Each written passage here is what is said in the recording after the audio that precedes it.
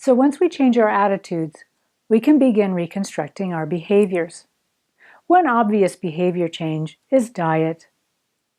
When I was diagnosed, I learned about albumin in the blood. Albumin is an indicator of nutritional status. I had heard that if the albumin level was 2.5 or below, that the individual would have a poor prognosis, whatever the stage or type of cancer. And if the albumin level was above 3.5, they would have a good prognosis. When I was diagnosed, my albumin level was 4.2. I was not going to save my life with diet. That was very clear. Albumin can be checked with a blood draw. So that's how I knew what it was when I was diagnosed. However, diet made a big change in my experience of the cancer treatments. It made it so much easier. For example, I was told that I would lose my hair within 21 days of starting chemotherapy. I didn't. It took 21 months for me to lose my hair. And that was just one example of how having a high nutritional status helped me through treatment.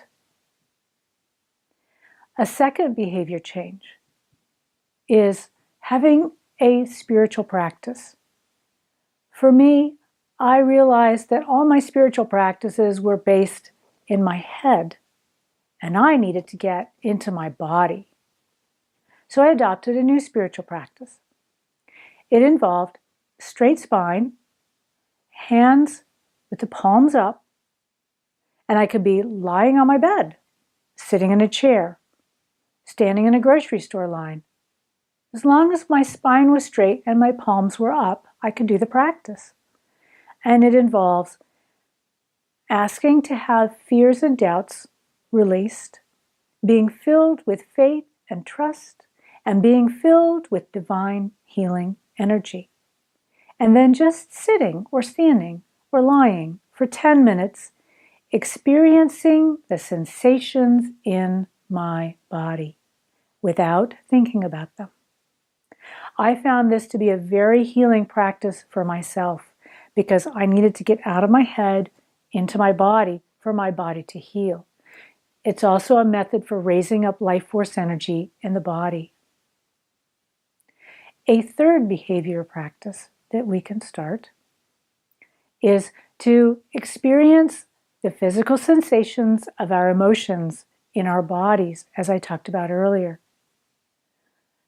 For example, if I'm feeling powerless because the disease just is relentless, then sitting in the emotion of powerlessness, for me it's a sensation of the bottom dropping out from underneath me. If I can sit in that sensation and just experience it for what it is, eventually it will lift. And then I will feel like I can do something about my situation. And that's how I ended up with so many tips in Thriver Soup, because I wanted to find out what I could do to help myself. There's a woman named Grace. She's got Parkinson's disease. She's in her 70s, lives in a retirement community. She was having panic attacks. She was having difficulty getting up and down stairs. She was doing a lot of shaking. And she was really concerned about the progression of the disease. What was going to happen to her after a certain point? The solution. She read the Thriver Soup entry, anxiety pills. And here's what she says. One section had to do with anxiety and how to handle my fears.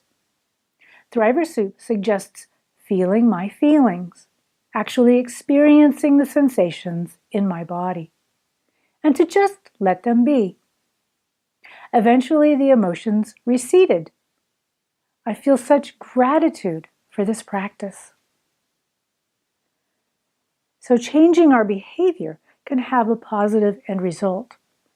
For Grace, once she got done having these anxiety attacks because she knew how to manage her fears, She could start putting her energy into other things, like walking, strengthening herself, using her mind to get what she wanted out of life.